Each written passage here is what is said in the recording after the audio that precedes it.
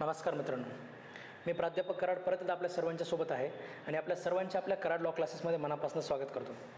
तर मित्रांनो, JMFC prelim taste series आपण काल अनाऊन्स केलेली आहे. तुमच्यापैकी जे सगळे लोक आपल्या व्हॉट्सअप ग्रुपवर आहेत त्यांच्यापर्यंत हा PDF तर तुमच्याकडे आलेलाच आहे. म्हणजे टेस्ट सिरीजचं एक प्रॉपर शेड्यूल तुमच्यापर्यंत पोहोचलेलं आहे. अजूनही जर कोणापर्यंत पोहोचलेलं नसेल तर या व्हॉट्सअपवर मेसेज टाका. म्हणजे व्हॉट्सअप ग्रुप असा मेसेज करा, तुम्हाला त्या व्हॉट्सअप ग्रुपमध्येच ॲड केलं जाईल आणि जिथे तुम्हाला हे सगळे शेड्यूल पण त्याच्यामध्ये मिळत राहतील. आणि येणाऱ्या इथून पुढे सुद्धा लॉमध्ये ज्या महत्त्वाच्या एक्झाम येत राहतील तर त्याचेसुद्धा शेड्यूल तुम्हाला त्या ठिकाणी तिथे मिळत राहतील. तर मित्रांनो, सगळ्यात महत्त्वाचं, आता ही जी टेस्ट सिरीज आहे आपली, ह्या टेस्ट सिरीजमध्ये आपण काय अपग्रेड केलेले आहेत, कशा पद्धतीनं आपण हे टेस्ट सिरीज, म्हणजे मागच्या वर्षीची टेस्ट सिरीज आहे आणि या वर्षीची टेस्ट सिरीज आहे, याच्यामध्ये काय फरक असणार आहे, टेस्ट सिरीजमध्ये आपण काय काय गोष्टी करून घेणार आहोत, कशा पद्धतीनं आपल्याला हे 18 नोव्हेंबरपर्यंत टार्गेट कंप्लीट करायचं आहे, ही सगळी माहिती मी तुम्हाला आजच्या या लेक्चरमध्ये देणार आहे. तर मित्रांनो, टेस्ट सिरीजचं जे आपलं म्हणजे स्ट्रक्चर जे असतं ते अशा पद्धतीनं असतं. ठीक आहे, समजा कॉन्स्टिट्यूशन ऑफ इंडिया आहे, तर तुम्हाला कॉन्स्टिट्यूशन ऑफ इंडियावर त्याच्यामध्ये सुरुवातीला म्हणजे आपण पहिल्यांदा प्रिपेअर कशा पद्धतीने करायचं कॉन्स्टिट्यूशन ऑफ इंडिया याच्यावर आपण तुमचं लेक्चर घेतलेलं असतं. कॉन्स्टिट्यूशनमध्ये काय प्रिपेअर करायचं त्याचे लेक्चर तुम्हाला मिळतात. त्याच्यानंतर कॉन्स्टिट्यूशन ऑफ इंडियाचं रिव्हिजनचे सुद्धा तुम्हाला लेक्चर मिळतात.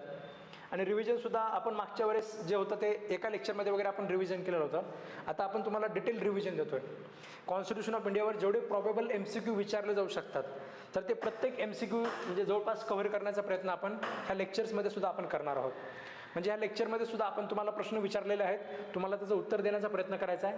आणि ह्या लेक्चरला सुद्धा आपण व्ह्यू लिमिटेशन ठेवलेलं नाही आहे. ठीक आहे, यावर्षीचे जे आपले टेस्ट सिरीज आहे तसं टेस्ट सिरीजमधल्या कुठल्याच ह्याला आपण लिमिटेशन ठेवलेलं नाही आहेत.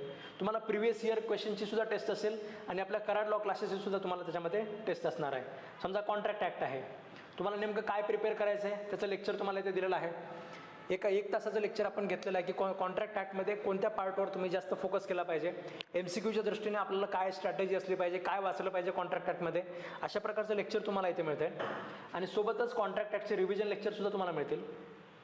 समजा रिव्हिजन लेक्चर आहेत, तर कॉन्ट्रॅक्ट ॲक्टचं रिव्हिजन फर्स्ट आहे, त्याच्यामध्ये आपण रिव्हिजन घेतलेलं आहे. त्याच्यानंतर कॉन्ट्रॅक्ट ॲक्ट सेकंड आहे, म्हणजे रिव्हिजन सेकंड लेक्चर आहे आणि रिव्हिजन थर्ड लेक्चर आहे. म्हणजे रिव्हिजनसुद्धा तुम्हाला प्रत्येक विषयाचं आपण करून घेणार आहोत. 12ला 12 विषयामध्ये काय तयारी करायची याचे लेक्चर्स तुम्हाला मिळतील. सोबतच 12ला 12 विषयांचे रिव्हिजन लेक्चरसुद्धा तुम्हाला याच्यामध्ये मिळणार आहेत आणि ज्याचे तुम्हाला मल्टिपल यूज असतील. कुठलंही लेक्चर त्याच्यामध्ये चालत असं बंद वगैरे काही पडणार नाही आहे.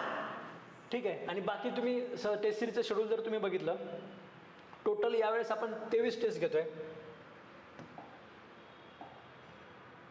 ठीक आहे, टोटल 23 टेस्ट त्याच्यामध्ये असणार आहेत आणि 3000+ MCQ असणार आहेत. आणि ह्याच्यातल्या ज्या टेस्ट आहेत, ह्या टेस्टमधल्या 14 टेस्ट आपल्या मागच्या वर्षीच्याच आहेत, ह्या तुम्हाला एकदाच मिळतील. आणि ह्याच्यामध्येच आपली कॉम्प्रिहेन्सिव्ह टेस्ट 15 नंबर आणि कॉम्प्रिहेन्सिव्ह टेस्ट नंबर 16 ह्या खूप डिफिकल्ट लेवलच्या टेस्ट असणार आहेत. ठीक आहे, आता 2022चा जो क्वेश्चन पेपर आला थोडंसं डिफिकल्टी लेवल जरा हाय होती. सोबत 2019चा पेपर त्याच्यामध्ये अजून जास्त डिफिकल्ट होता. तर अशा एक्झामसाठी सुद्धा आपण स्वतःला प्रिपेअर केलं पाहिजे. त्याच्यामुळे आपण अशा डिफिकल्ट लेवलच्या सुद्धा टेस्ट आपण तुम्हाला घेणार आहोत. आणि याच्यामध्ये तुम्हाला ॲडिशनली आत्तापर्यंतचे जे क्वेश्चन पेपर आहेत, म्हणजे तुम्ही याच्यात जर बघितलं तर आपलं हे 3 ऑक्टोबरला सुरू होणार आहे. 3 ऑक्टोबरला आपलं पहिलं स्ट्रॅटेजी सेशन असेल. त्याच्यानंतर प्रिव्हियस इयर क्वेश्चन जे आहेत कॉन्स्टिट्यूशनचे, त्याच्यावर तुम्हाला एक क्वेश्चन पेपर मिळेल 4 तारखेला. त्याच्यानंतर क्लासची जी टेस्ट आहे कॉन्स्टिट्यूशन ऑफ इंडियाची, ही ऑलरेडी प्रिपेअर आहे, ही तुम्हाला 5 तारखेला सोडवायची आहे. म्हणजे अशा टाईम लिमिटमध्ये तुम्हाला हे सगळे एक विषय कंप्लीट करायचे आहेत. त्याच्यानंतर तुम्हाला थोडासा दिवस काही वेळ दिला जातो. त्या वेळेनंतर तुम्हाला याच्यामध्ये म्हणजे आपलं त्याच्यावर एक इव्हॅल्युएशन सेशन पण असतं. ठीक आहे, म्हणजे आत्तापर्यंत कॉन्स्टिट्यूशन ऑफ इंडियावर कशा पद्धतीने प्रश्न विचारलेले आहेत, केस लॉज कधी विचारलेत का, सेक्शन म्हणजे आर्टिकल नंबर कधी विचारलेले आहेत का.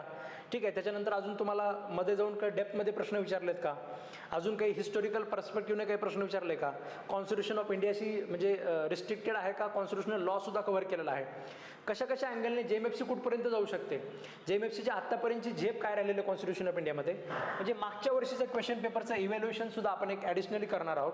आणि क्लासच्या टेस्टच्या डिस्कशनचं लेक्चर तर आपल्याकडे ऑलरेडी आहे, ते तुम्हाला लगेच त्याच्यामध्ये मिळून जाईल. पण महत्त्वाचं जे लेक्चर आपण घेणार आहोत तर ते आत्तापर्यंत कॉन्स्टिट्यूशन ऑफ इंडियाचा काय स्ट्रॅटेजी राहिलेली आहे आणि इथून पुढे सुद्धा त्याच्यामध्ये अजून काय काय होऊ शकतं याच्यावर आपलं एक लेक्चर त्याच्यामध्ये असणार आहे. तर हे सुद्धा एक ॲडिशनल लेक्चर तुम्हाला प्रत्येक विषयावर ऐकायला मिळेल. त्याच्यानंतर एव्हिडन्स ॲक्ट सुरू होईल आपला. एव्हिडन्स ॲक्टमध्ये सुद्धा सुरुवातीला प्रिव्हियस इयर आत्तापर्यंत एव्हिडन्स ॲक्टवर जेवढे प्रश्न आलेत, ठीक आहे, त्याच्यावर तुमची एक टेस्ट असेल. त्याचं आपण प्रॉपर पद्धतीने इव्हॅल्युएशन आपण करणार, आपण त्याच्यावर डिस्कशन करणार की एव्हिडन्स ॲक्टवर आत्तापर्यंत अशा अशा अँगलने प्रश्न आलेले आहेत आणि अजून पुढे सुद्धा असे काहीतरी शॅडो एरिया आहेत ज्याच्यामध्ये प्रश्न विचारण्याचे अजून जास्त चान्सेस आहेत. तर हे इव्हॅल्युएशन लेक्चरसुद्धा आपलं एव्हिडन्स ॲक्टवर असणार आहे. सोबतच मग पुन्हा क्लासची टेस्ट तुम्हाला मिळेल, ह्याचं डिस्कशन लेक्चर असेल. तर अशाच पद्धतीने प्रत्येक विषयाचं म्हणजे आपले जे 12 विषय आहेत, हे 12ला 12 विषयांचं आपण त्याच्यामध्ये काय करणार आहोत, म्हणजे आपण त्याच्यामध्ये टेस्ट आपण घेणार आहोत. शेवटी तुम्हाला याच्यामध्ये 2 टाकलेले नाही आहेत, पण एक सिव्हिल टेस्ट असेल आणि एक त्याच्यामध्ये एक क्रिमिनल टेस्ट पण असेल. ठीक आहे, सिव्हिल टेस्ट आणि क्रिमिनल टेस्ट. सिव्हिल पेपरची वर आपण एक 100 मार्काची टेस्ट आपण बनवणार आहोत, तशी ती ऑलरेडी बनवलेली आहे, तुम्हाला ती लगेच मिळून जाईल. आणि क्रिमिनलची सुद्धा एक टेस्ट असणार आहे. म्हणजे टोटल मी तुम्हाला 23 मिळालो, तशा ह्या 25 टेस्ट असतील. टोटल 25 टेस्ट असतील. टोटल 25 टेस्ट असतील आणि जवळपास 3200 MCQ तुम्हाला ह्याच्यामध्ये मिळून जातील, जे मोस्ट प्रॉबेबल MCQज असतील. ह्याच्यातले बरेच MCQ तुम्हाला आत्तापर्यंत विचारलेले आहेत. ठीक आहे, आत्तापर्यंत विचारलेले सुद्धा MCQ आपण कव्हर करतोय आणि प्रत्येक विषयाचे आपण तुम्हाला सेग्रिगेट करून देतो, जेणेकरून तुम्हाला त्या पर्टिक्युलर विषयाचा अभ्यास करत असताना तुम्हाला पर्टिक्युलर एक आयडिया आली पाहिजे की या विषयामध्ये नेमकं आपण काय करायला पाहिजे. जर तुम्हाला ट्रान्सफर ऑफ प्रॉपर्टी ॲक्टच्या आत्तापर्यंत आलेले MCQची एक टेस्ट मिळत असेल तर तुमच्या डोक्यामध्ये एक आयडिया क्लिअर येऊन जाते की ट्रान्सफर ऑफ प्रॉपर्टीवर आत्तापर्यंत या पोर्शनवर JMFCने प्रश्न विचारलेले आहेत. आपल्याला हा पोर्शनवर जास्त तयारी करणं गरजेचं आहे. किंवा JMFC एवढ्या डेप्थमध्ये जाऊ शकते ट्रान्सफर ऑफ प्रॉपर्टी ॲक्टमध्ये. महाराष्ट्र रेंट कंट्रोल ॲक्टमध्ये आत्तापर्यंत जरा जास्त कॉम्प्लिकेटेड सब्जेक्ट आलेले आहेत. महाराष्ट्र रेंट कंट्रोल ॲक्टमध्ये MCQ सोडवायला मला म्हणजे समजा महाराष्ट्र रेंट कंट्रोल ॲक्ट आहे, याच्यामध्ये जर तुमचा 120 प्रश्न विचारलेत आत्तापर्यंत, तर त्या 120 प्रश्नांपैकी माझे फक्त आणि फक्त 30च सुटत आहेत. मग अशा वेळेस मी अजून त्याच्यामध्ये माझे जर एवढे म्हणजे तुमचे जर माझे जर समजा 91 प्रश्न चुकत असतील तर अशा वेळेस मी खूप मागे आहे. म्हणजे हे तुम्हाला इव्हॅल्युएशन करून देणं हा मेन पर्पज आहे टेस्ट सिरीजचा. ठीक आहे, टेस्ट सिरीज जी असते बाकी ट्रॅडिशनल कुठल्या क्लासेसमध्ये जर समजा तुम्ही UPSC वगैरे क्लासेसवाले जर बघितले तर ते टेस्ट सिरीजशिवाय म्हणजे काम नाही आहे. तिकडे टेस्ट सिरीजला खूप जास्त महत्त्व असतं. आज आपण म्हणजे ज्युडिशरीमध्ये सुद्धा आपण हा पॅटर्न आपण आणतोय. टेस्ट सिरीजचा जो पर्याय आहे, टेस्ट सिरीजची जी सुरुवात आहे ती आपण सुरुवातीला केलेली आहे आणि ह्याच्यामध्ये आपण जास्तीत जास्त काय इम्प्रूव्हमेंट करता येईल. ठीक आहे, म्हणजे विद्यार्थ्यांना वेळोवेळी तर तुम्हाला जाणीव झाली. आता कित्येक विद्यार्थी तुमच्यातले असे होते ज्यांना 2022च्या क्वेश्चन पेपरला पेपरमध्ये बसल्यावर लक्षात आलं की अरे आपलं त्याच्यामध्ये अशा प्रकारच्या चुका आहेत किंवा अशा प्रकारचं काहीतरी होऊ शकतं. महाराष्ट्र रेंट कंट्रोल ॲक्टमध्ये असे प्रश्न येऊ शकतात हे त्यांना तिथं बसल्यावर लक्षात आलं. ठीक आहे, त्यांनी तिथे बसून त्याच्यामध्ये 20-20 चुका केल्या. म्हणजे बऱ्याच विद्यार्थ्यांनी 20-20 प्रश्न जर आपले चुकत असतील तर आपली स्ट्रॅटेजी त्याच्यामध्ये सगळी गोंधळलेली आहे. ठीक आहे, तिथे जाऊन तुम्ही क्वेश्चन पेपरमध्ये जाऊन चुका करण्यापेक्षा आता इथे सुद्धा तसंच आहे.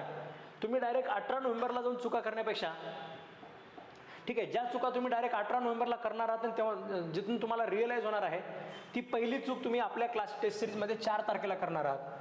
ठीक आहे, तशाच प्रकारच्या चुका तुम्ही परत काही चूक काही समजा तुम्ही जर आता सध्याच्याला 30 चुका करताय तर एक 25 चुका तुम्ही ह्या 5 ऑक्टोबरच्या टेस्टमध्ये कराल. ठीक आहे, परत जसं जसं खाली याल तुम्ही ह्याच्यामध्ये शेवटच्या टप्प्यात येईपर्यंत तुम्ही त्याच्यामध्ये तुमच्या चुका ज्या आहेत त्या 2, 3, 4, ठीक आहे, 4, 3 अशा प्रकारच्या तुमच्या चुकांवर तुम्ही येऊ शकता. ठीक आहे, अटेम्प्टसुद्धा तुम्हाला कशा पद्धतीने वाढवता येतील हे सगळं प्रयत्न तुम्हाला करता येईल. म्हणजे एकदम तिथे जाऊन तोंडावर पडण्यापेक्षा, ठीक आहे, तिथे जाऊन ठेस लागण्यापेक्षा अगोदरच ठेस लागलेली बरी. आणि त्या ठेस लागल्यापासून आपल्याला पुढे चालायला स्कोप पण असला पाहिजे. 18 नोव्हेंबरला एकदा परीक्षा झाली की पुन्हा चालायला स्कोप नाही आहे. ठीक आहे, म्हणजे 18 नोव्हेंबरच्या पेपरनंतर पुढची जी परीक्षा आहे, आता पुढे इलेक्शन आहे, म्हणजे पुढची परीक्षा त्याच्यामध्ये JMFCच्या अजून किती पुढे जाईल आपल्याला माहिती नाही आहे. पुढचा पेपर 2024चा त्याच्यामध्ये सुरुवातीला होईल, नंतर होईल, हे आपल्याला आता काहीच माहिती नाही आहे. म्हणजे पुढची ठेस लागणं खूप अवघड आहे. ठीक आहे, काही लोकांचे तर अटेम्प्टसुद्धा संपून जातील, शेवटचा अटेम्प्ट असेल. आपले काही विद्यार्थ्यांनी इथे या एक्झामला सुद्धा त्याच्यामध्ये रीट दाखल करून वगैरे कोर्टाकडनं उसनं अटेम्प्ट मागितलेला आहे, म्हणजे कोर्टाकडनं ते उसनं अटेम्प्ट घेतलेला आहे. तर अशा सर्व लोकांनी काही चुका न करता जास्तीत जास्त टेस्ट सिरीजला तुम्ही सोडवलं पाहिजे, जास्तीत जास्त प्रश्न तुम्ही सोडवले पाहिजेत. प्रत्येक विषयाचं काय वाचलं पाहिजे हे तुम्ही अगोदर शिकलं पाहिजे. एवढ्या कमी वेळामध्ये जर अभ्यास करायचा असेल तर तुम्हाला चांगलंच माहिती असलं पाहिजे की काय वाचलं पाहिजे. त्याच्यानंतर तुम्हाला हे चांगलं माहिती असलं पाहिजे की या विषयाचं रिव्हिजन करत असताना याच्यावर कोणते MCQ विचारले जाऊ शकतात, आत्तापर्यंत त्याच्यावर काय प्रश्न विचारलेत हे तुम्हाला माहिती असलं पाहिजे. तुम्ही ते सोडवले पाहिजेत. त्याच्यानंतर क्लासेसची सुद्धा जी टेस्ट सिरीज आहे, टाईम बाउंडमध्ये 100 MCQ 100 मार्काचा पेपर जर असेल तर आपण टायमिंगमध्ये हे सगळं सोडवतो का हे सगळं सुद्धा तुम्हाला रिअलाईज झालं पाहिजे. आणि हे सगळं रिअलाईज करून देण्यासाठी आपली ही क्लासेसची टेस्ट सिरीज आहे. तर मित्रांनो, हे टेस्ट सिरीजची फीस 3000 रुपये आहे. जे विद्यार्थी आपल्याकडे मेन्स बॅचला आहेत ज्यांनी यावर्षीची मेन्स बॅच जॉईन केलेली आहे अशा लोकांना त्याच्यामध्ये आपण हे 2,000 रुपयामध्ये प्रोव्हाइड करतो आहे. ठीक आहे. जर तुम्ही ऑलरेडी ह्या म्हणजे 2022च्या मेन्स बॅचला जर तुम्ही ॲडमिशन घेतलेलं असेल तर तुम्हाला ही टेस्ट सिरीज त्याच्यामध्ये फक्त 2,000 रुपयामध्ये तुम्हाला आपण प्रोव्हाइड करतो आहे. ठीक आहे. याच्यामध्ये सुद्धा म्हणजे जसं मी तुम्हाला सांगितलं की हे सगळं करण्यासाठीचे जे कष्ट आहेत, खरं तर पाहिलं तर टेस्ट सिरीजमध्ये म्हणजे ही फीस तशी रिजनेबल नाही आहे. ह्याच्यामध्ये जेवढे आपण तुम्हाला लेक्चर्स प्रोव्हाइड करतो आहे किंवा जेवढा टेस्ट तुम्हाला प्रोव्हाइड करतो आहे किंवा हे सगळ्या प्रश्नांचं सेग्रिगेशन करून आपण तुम्हाला इव्हॅल्युएशन करून देतो आहे, म्हणजे तशी सगळी ही फिजिबल नाही आहे. पण तरीसुद्धा बाकी तुमच्याकडे जर कोर्सेस नसतील, JMFC प्रिलिमचा जो कोर्स असेल तर टेस्ट सिरीज फ्रीज असते. तुम्ही जर JMFC प्रिलिमला ॲडमिशन घेतलेलं असेल तर टेस्ट सिरीज तुम्हाला वेगळी घ्यायची गरज नाही. पण ज्यांना क्लासेस लावणं पॉसिबल नाही आहे अशा विद्यार्थ्यांना सुद्धा थोडीफार क्लासेसकडनं काहीतरी मदत व्हावी, म्हणजे त्यांना सुद्धा त्याच्यामध्ये एक बेसिक मार्गदर्शन जे आहे ते त्याच्यामध्ये मिळावं म्हणून आपण टेस्ट सिरीजचे कोर्सेस आपण त्याच्यामध्ये अनाऊन्स करत असतो.